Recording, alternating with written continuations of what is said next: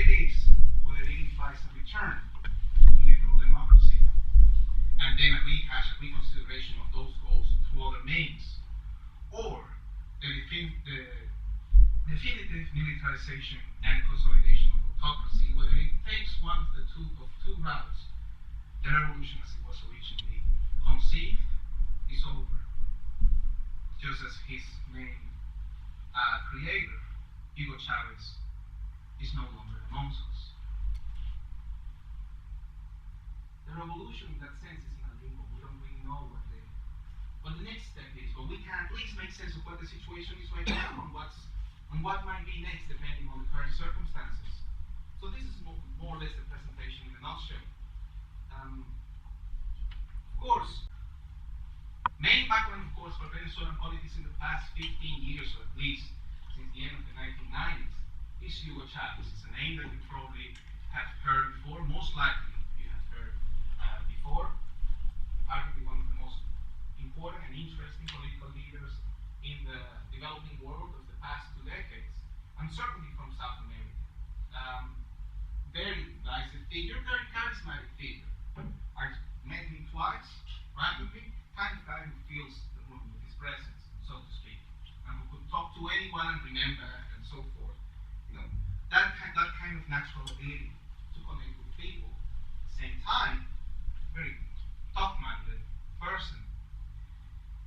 Excuse me, Raul, did you meet him after he became president or before? After he became president, twice, and of course in random circumstances of sort of official functions and so forth. And interesting actually, you know, just to see people's reactions towards him and also how he conducted himself in the space. And there he is when I saw him for the first time on the picture that resembles how I saw him back in the day for the first time. We'll need to go a bit further. He attended a coup d'etat back in 1992 when the previous regime was declining. Scenario in some sense similar to today. Really low oil revenues, a country that was going through a process of reckoning with the idea that it no longer was a quote-unquote successful petrostate. Of course, I would need to go further back to explain, to make it a little more complicated and interesting, but just to give you an idea, Venezuela experienced, I think it was between 40 and 45 years of uninterrupted economic growth before the 1980s. And we were just talking, for example, about how there were hundreds of thousands, close to 100,000, if I recall correctly, Italians who moved to Venezuela in the 1950s and 60s. And the question was, well, why? So, well, because back then Venezuela was precisely a country perceived as a country of boundless prosperity and potential. That's the country in the imagery of my grandparents and my parents. Me, I'm from the crisis generation. You've heard that before from many kids, but I was from the crisis generation. Kid who in the 1980s saw a country pretty much beginning to unravel. And by the 1990s, we were already hitting double-digit inflation, double-digit unemployment, and most importantly, a lot of disaffection from the sort of upper clusters of the political class. These were the times of back to democracy. And against this, well, of course, making a long story short, in 1992, the first coup in about 40 years, those of you who are familiar with Latin America know that these were, of course, very tough decades. For a country to go for such a long time without military involvement was quite an achievement. That something deep had to be happening in society for a coup to take place. And it was unsuccessful. Chavez went to jail. But Chavez became vividly present in the imaginary, people's imaginary, as a hero, as a popular hero. Not necessarily back then as a president or potential leader who could lead the nation, but definitely someone who had read the political moment quite well. Eventually he was released. We'll talk about why, but in the end, 3 or 4 years later, he was already in the streets. And he was ordered and convinced to run for the presidency, because he didn't believe in democratic institutions to those ends. In the end, he was persuaded, and I still remember when Chavez figured in the polls at 1.52%. And some Venezuelans who are in this room probably remember that moment as well. And in the back, Anyway, this figure was at the right time, at the right moment, at the right place. Towards the end of the 1990s, the Venezuelan economy was going through a really rough patch, probably the roughest together with what we've been going through in the past couple of years. And that, of course, made Chavez and gave him all the room and the opportunity to run on a platform of changing and replacing the regime. From the very beginning, that was his goal. What we call in comparative politics populist discourse. They are the ones to be blamed. They are the corrupt elites. I represent the people. I incarnate the voice of the people because the voice of the people is the voice of God. That's how literally these words. Voz del pueblo es la voz de Dios. That's what he used to say. And he won. Not only one hand, but won a mandate to transfer institutions.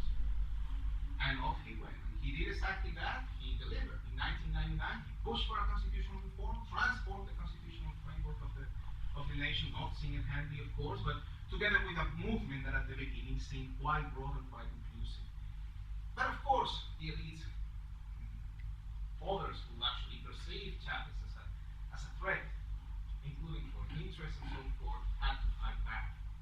And as Chavez began pushing for more transformations, especially in a progressive time, some of which he was pushing single-handedly through the power of decree and so forth, he began encountering resistance. So from towards the end of 2001, beginning of 2002, the country was going through a lot of, well, we use the word tumultuous, let's call it a tumultuous period.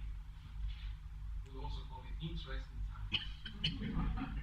But I can tell you that towards that time, the backlash was so strong, and together with relatively low oil prices and the government still in the process of finding its feet, Chavez was actually removed for 3 days.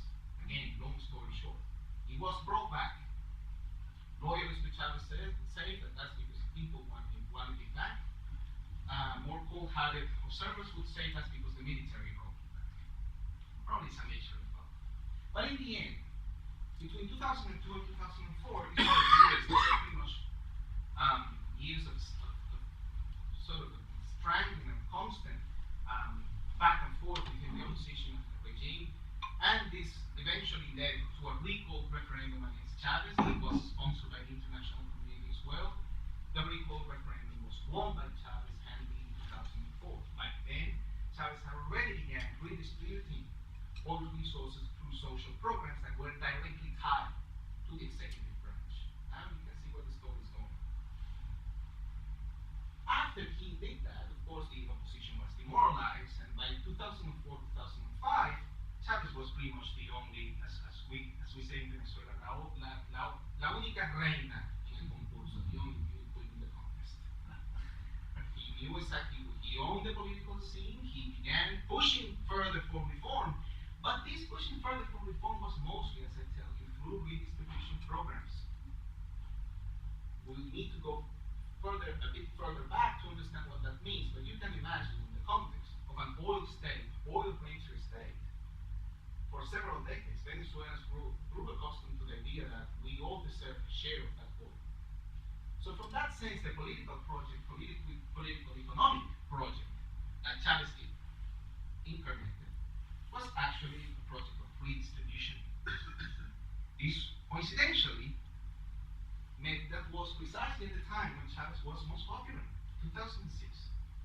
60-70% of popularity, perhaps more. He, in fact, won the 2006 election with, if I recall correctly, 66% of the popular vote. Not everybody was a Chavista, but 2 out of 3. That's a lot. And that means it's not only people in the barrios here, it's a lot of people in the middle classes, and a rising upper crust of people who were connected with the new government and were also in the business of making money. Now, what happened? It's a great question. There is a lot of debate amongst Venezuelans about why Chavez pushed for a further transformation.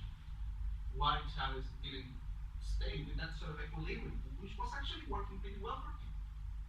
But by 2007, the regime took one step further, said this is not only about a project of project of reorganizing society on Bolivarian principles, blah, blah. This is a socialist project. That's different. Then the question becomes, what kind of socialism? To avoid the thirty answer that we know we're talking about, how many years of history of socialism here and there, and most of them with the reputation of having failed, say, no, this is different. This is 21st century socialism. It's a socialism that's going to work, but why is it going to work? Because we're going to make it different. How different? Oh, we have to make it different in order to make it different, right? That tautology worked really well, among other reasons, for the purpose of keeping his coalition together, because within the coalition, people had very different ideas of what that socialism meant. By the way, I swear to God that I hadn't prepared this single bit in the presentation because it only made sense to me. Yes, that was a big part of the problem. From the get-go in 2006, they had different views of what that socialism involved. Some of them, especially in the military, as they were connected to the Cuban regime as well, and in close relations, they thought, okay, this means centralized socialism. This means a more authoritarian vision of the state. Others thought, well, at the very least, this means moving from separation to cooperation of branches.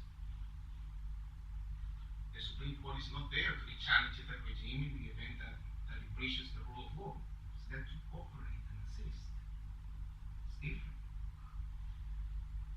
It also involves definitely changes in the economic scene. And of course, that involved in the case of in this particular time, particular period, about 3 years of massive expropriations and eminent domain operations across the country in different sectors, touching both into the foreign and local interests.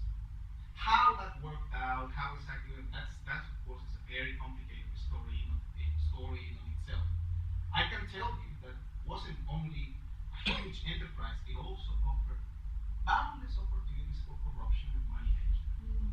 Because if you have, for example, the government, another state of you, for example, own a big company, so I'm going to expropriate you right away, like that company. Along comes someone, said, hey, I know you both. Let's just have some steak and whiskey together. Let's talk about how the situation works. And before you know this, Tony is actually getting a 20% off. He pays to everyone that has to pay here and there. Of course, Tony joins the ranks of the Chavista upper crust. Makes sense? A lot of places are like that, right? It's not, and of course, we're talking over a time. Let me see if I have of really high oil prices.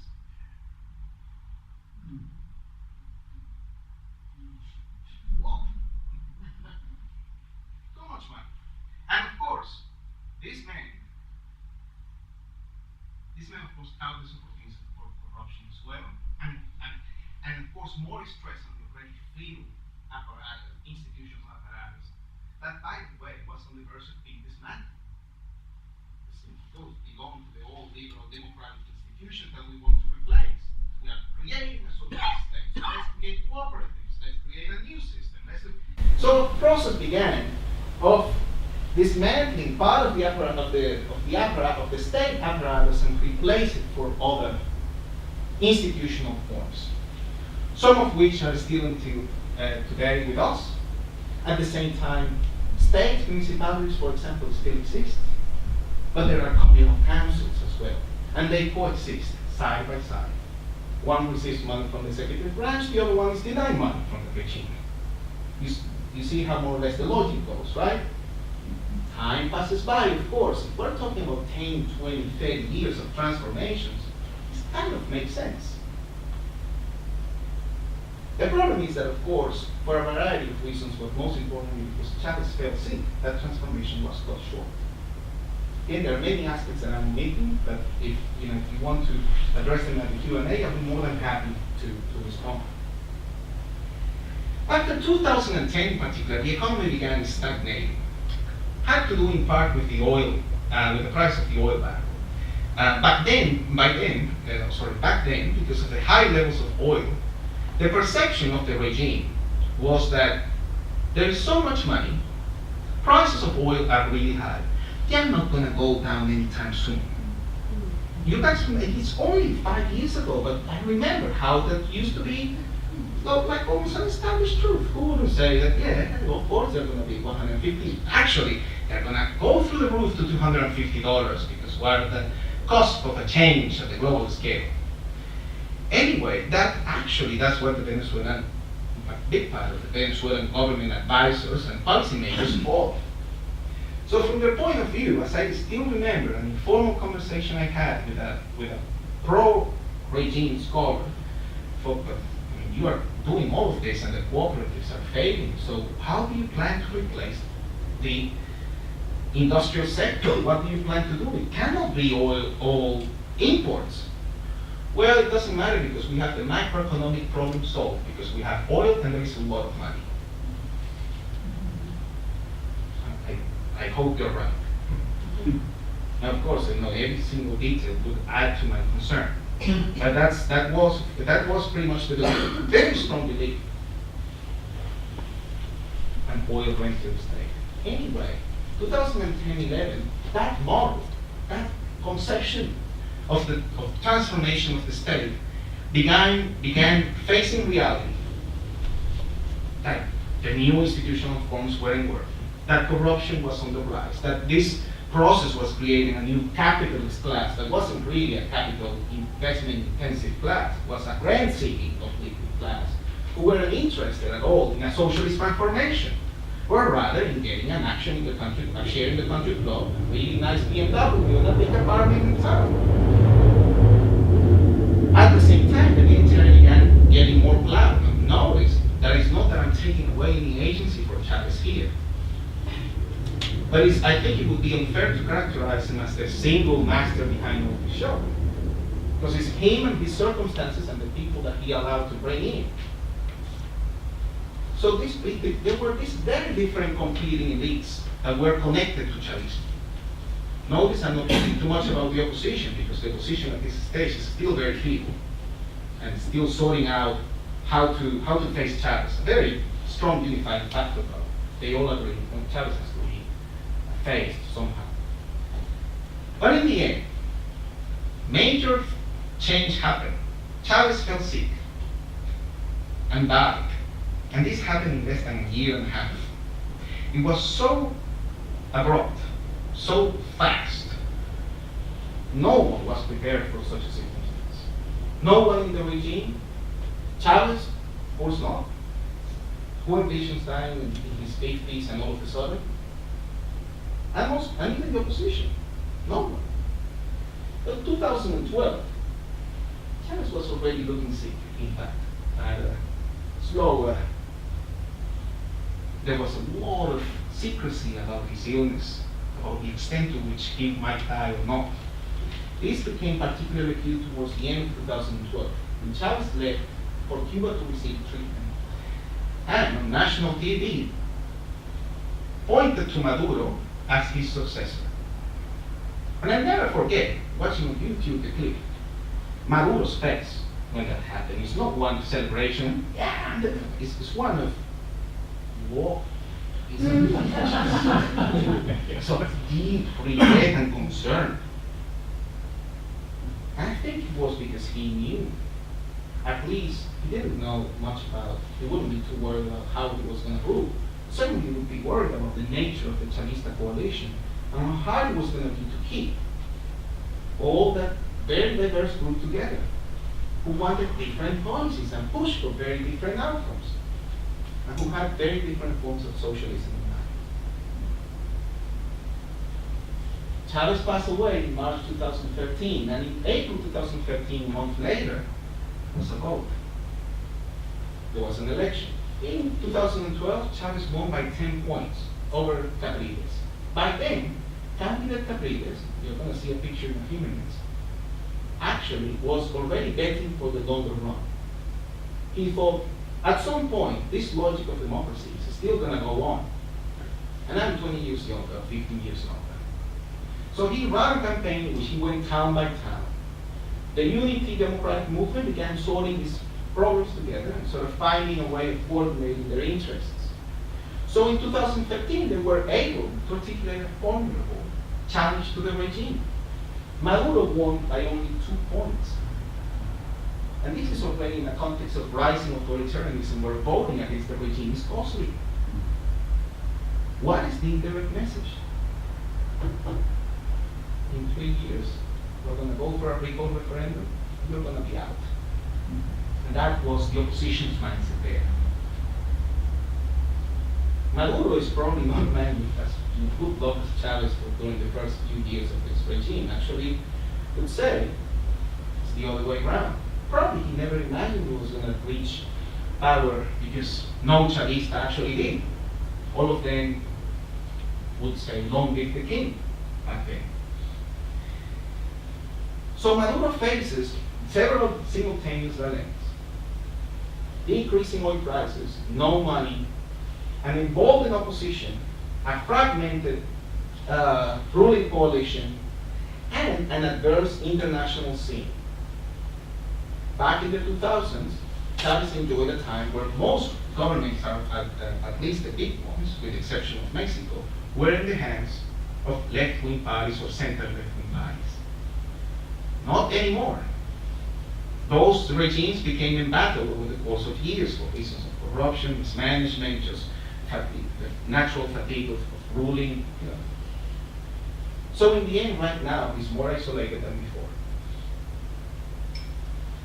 Nicolás Maduro Moros, on the other hand, as a politician, he wasn't, I'm not going to call him lucky or anything like that, because that's not the case.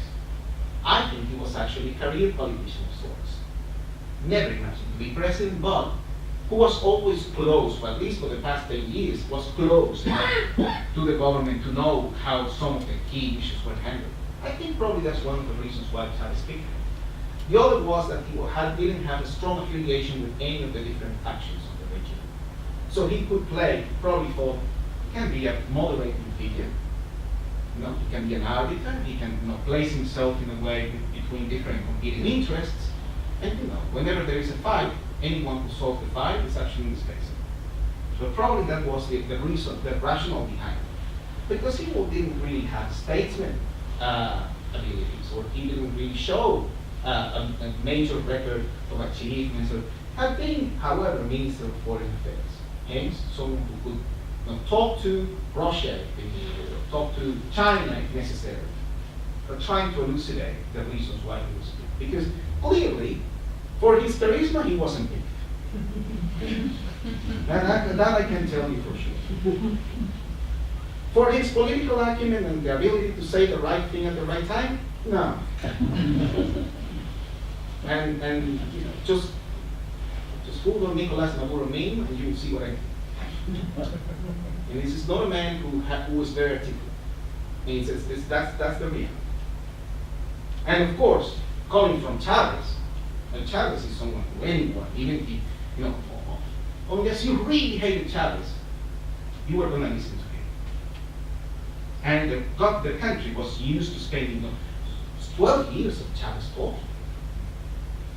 I won't say literally, but really, all the time. So the vacuum, the symbolic vacuum is huge. So I can't really blame Maduro for that. In fact, Maduro has actually tried to imitate Chavez. But it's really poor. It's like when you listen to a funny joke that is actually told by a funny man when it's told by someone who's not funny. It's exactly that. And then the problem, of course, is what was his ideology, preferred policies? No clue. Lenin would call him an overman. You can't pin him down. But that was an advantage as well. In the sense that he could brand himself as any way he wanted at the beginning of his term. I don't think that he took advantage of that. It's still very difficult to think, to try to realize, well, what is exactly Maduro thinking? That's for Chavistas themselves. What is he thinking? What does he want? What policies does he want? I think that's one of the main reasons why we're experiencing the crisis of today. Notice how I'm pointing some structural factors, systemic factors, circumstantial factors, but ultimately, let's leave room for agency, leadership factors. They're all pointing in the direction that explains why such a quick deterioration of what was already a bad bad scenario. So, of course, the question becomes then and this is, you're going to see a lot of debate, both within Chavismo and the opposition, or what is going on, and say, no, this is Maduro. And others saying, no, this is Chavez's legacy. Both. That's probably the right answer. Both. So how do you oppose a figure who shows these weaknesses? Of course, that has strengthened the opposition. This is Enrique Capriles Labonsky. Capriles is a leader who is a seasoned politician. He's been major, governor, went to prison in good times, came back, was a legislator. He pretty much knows all the different institutions. Has, let's call it the way, the vision of a sort of a long-term statesman and an establishment guy. Let's put it that way. Probably less than an establishment guy. Let's call him a sort of a technocrat, bureaucratic kind of person. He sees the problem as a problem of building consensus and creating and restoring institutions. For this side of the opposition, the main aim goal is to contest elections. And of course, this is in response, of course, to the features of the regime. We're in the presence of a regime, as we call it, a hybrid authoritarian regime, meaning a regime that combines democratic and authoritarian features. You can run for office, but you're going to run for office only by enrolling between the following 2 weeks, and you're going to have to go and fill these requirements, and these requirements have only be filled and blah, blah, and I can tell you no if I want, but you can't run for office. You can win elections, but by the way, you can't really demonstrate there, you can't really demonstrate there. You can only go on the campaigns between this one and the one. Go on campaign if you like. Right? And of course, in that family, we have a number of other regimes that I'm pretty sure some of the presentations you've heard this before have been about regimes like those. Turkey, for example, Russia, and so forth. Regimes where the different contestation arenas are manipulated by the rulers, either ruling the electoral, the judiciary, freedom of expression, freedom of association, and so forth. How do you fight against a regime like this? The literature shows that there are many ways. One way, of course, is to play by institutional rules. Okay, let's win an election. As hard as that can be. That's what this side of the opposition wants. That's how they see the struggle. They don't discard taking the street, they don't discard other forms of pressure, but for them the main strategy is they are going to be forced to play by the rule, therefore they can be defeated under the right circumstances. Then you have the other side of the opposition, who is probably best represented by Leopoldo Lopez. For Leopoldo, the vision is different. First of all, Leopoldo is a very different kind of leader. He's a leader who has a much, let's call it a stronger personality than Capriles. It has a better media presence, has also a fiercer stance. There are a number of other opposition leaders, but these are the two main leaders. Leopoldo is in prison right now. Was put in prison in 2014, allegedly for calling upon and for heading the protests known as La Salida, or La Salida, or the exit. For this side of the opposition, it's more about putting more pressure on the regime. It involves a lot of wrangling at the international level and domestic level. More protests, if you like. That side of the opposition tends also to be younger, more closely connected to the student movement of the mid-2000s. It's a bit of a longer story there. But of course, as you can see, the opposition actually, on one hand, is good in the sense that it's equipped to fight this battle in these different levels. But it also means that they can have different interests and point to different forms of overcoming the regime, also points to different people arriving in power. There's a third guy here that I'm not going to mention, who is Henry Ramos Salud, the president of the National Assembly right now. So a few Venezuelans just laughed. It would make the discussion even more interesting, but we don't have to keep running. That's where we stand right now. So the revolution is a limbo. Why? Let's look at the problems on two graphs. By the way, Some of these are just taken from the internet. Others are also taken from the internet. And most of them have their attribution here. You will see, for example, the most important one in a petrostate, oil. No wonder every single petrostate, except for Norway, is in trouble right now. Every single one of them. Low oil prices, which has been kind of low for a long time. Not as bad, by the way, as the 1990s. Still pretty low. Talking about already 2 years, and talk about backlog for Maduro. He came into power here. Well, how are things going? Poorly. And really, they had already been going a little bad, but going down, that's actually part of it. It's going from 75 to 25. You have 3 cows in your backyard, you get 2 killed. 40. And of course, nowadays they've recovered a bit, but you already have a big, and remember, this is a country where right now everything is imported because there is no local production. Those cooperatives, those centralized factories, that most of them don't work. So you have 2 problems. Problem of no imports. You have 3 problems. A problem of debt, a problem of imports, and a problem of low production. Bad, bad, bad. That leads to scarcity and also leads to inflation. It's the worst possible combination. Of course, with respect to the legacy, probably the stronger claims of success from the Chavez years were, well, poverty went down, inequality went down. We can debate about what that meant and why. That's certainly the case. Now, of course,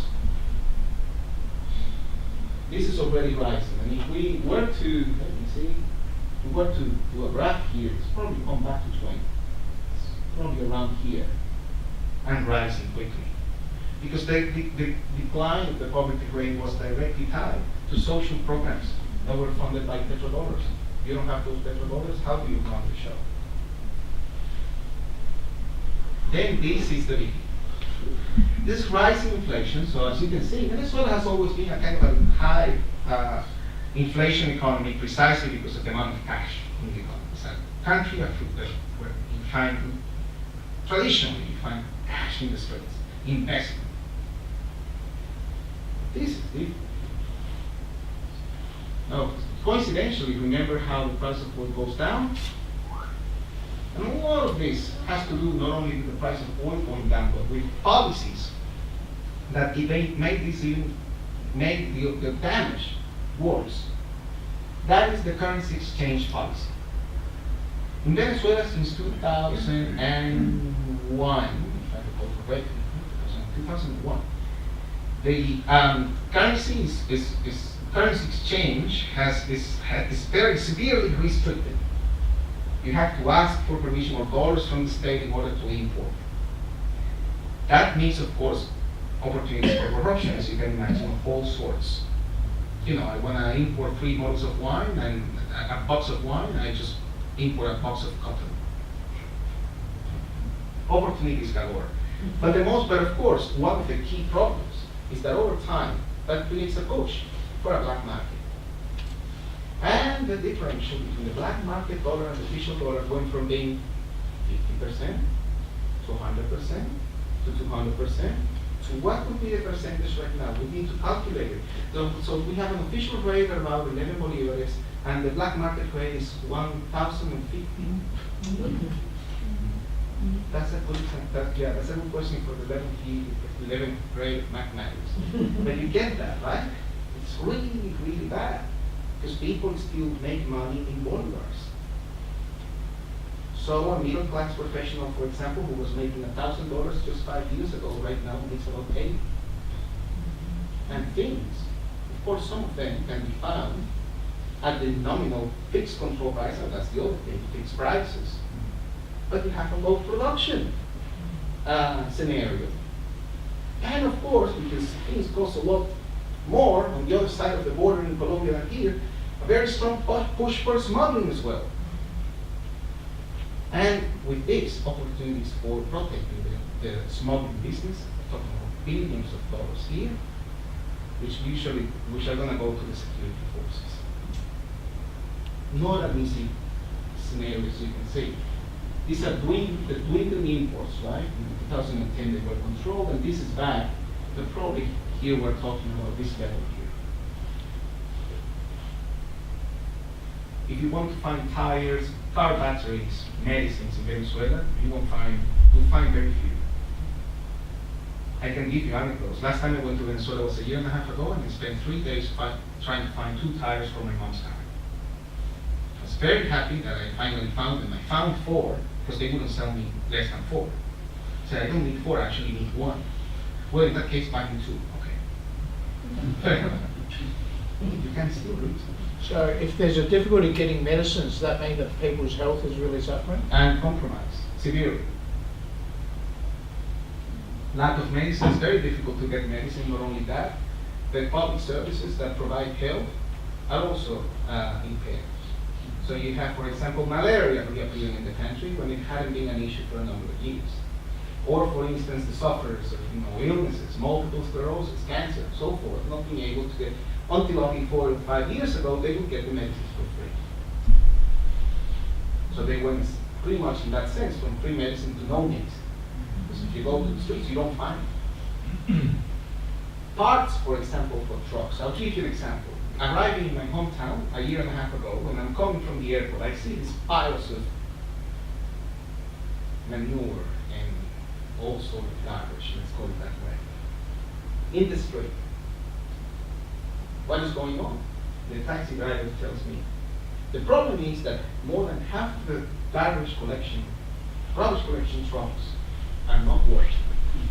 Only a few are, because why? Because the municipality is not receiving money from the government. No, that's not the problem. There are no parts. And trucks, of course, break down all the time. Same with buses. Same with taxis. The taxi driver told me his own story. He was actually driving his brother's car. This is, of course, more systemic problems. I could show you indexes of the rule of law, but all of them point to the same direction. Don't put your money in this country.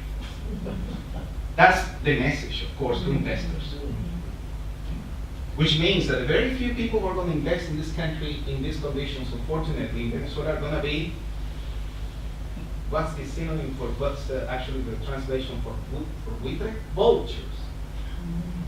People seeking a short-term gain or gains through different mechanisms, or simply those who are already committed, which is actually a very tough case. You're already there, they have factories, well, we have to keep going.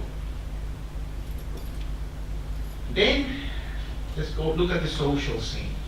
This is a graph of rise of crime. By the way, these 3 different curves are 3 different ways of measuring crime. This is light, for example, that I use for my own classes and talk about crime. Different ways of measuring. This is the homicide rate per 100,000 people, which went from 20 when I moved to Caracas back in 1992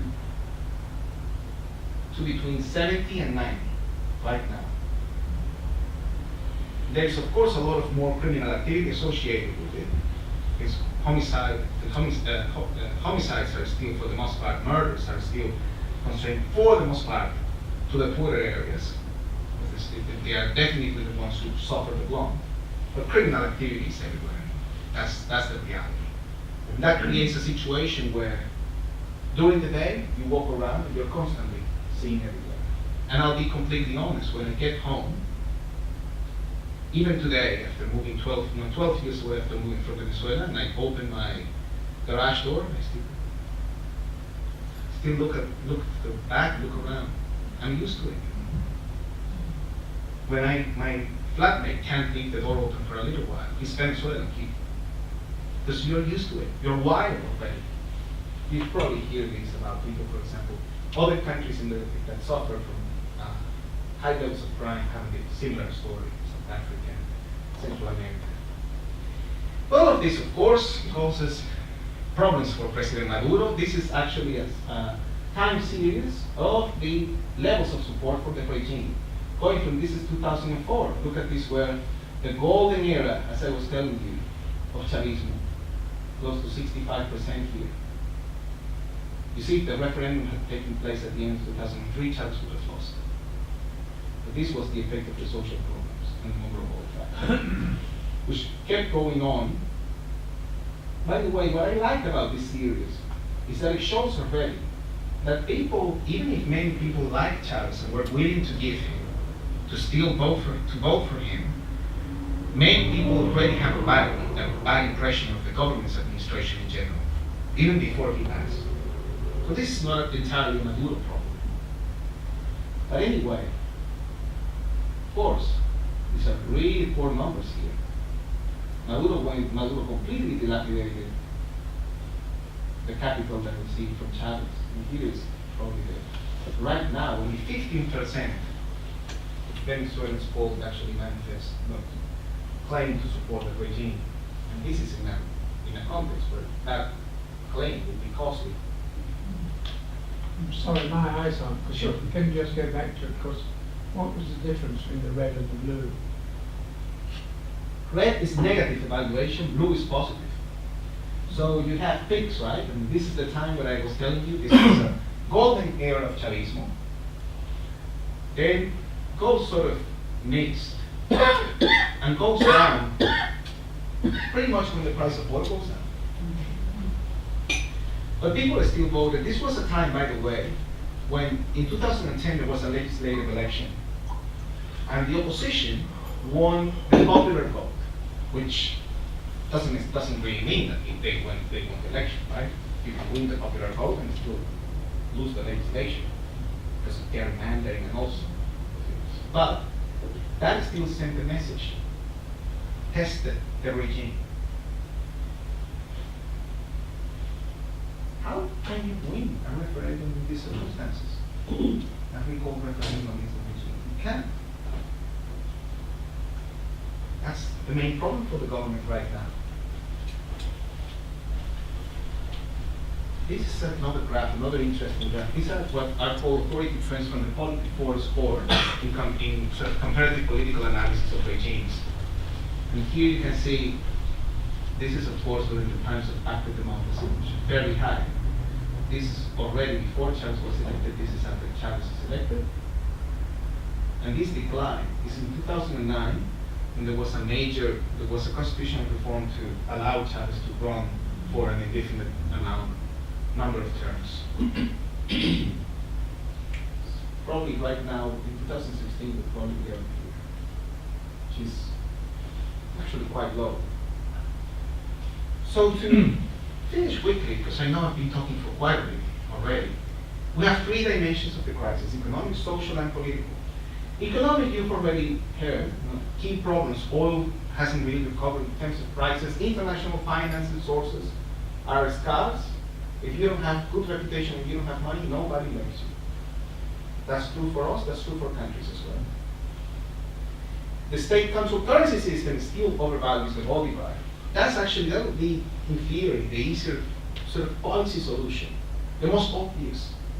Even some advisors within the regime have said, why did you move towards a liberalization of the dollar and do away with the currency exchange war?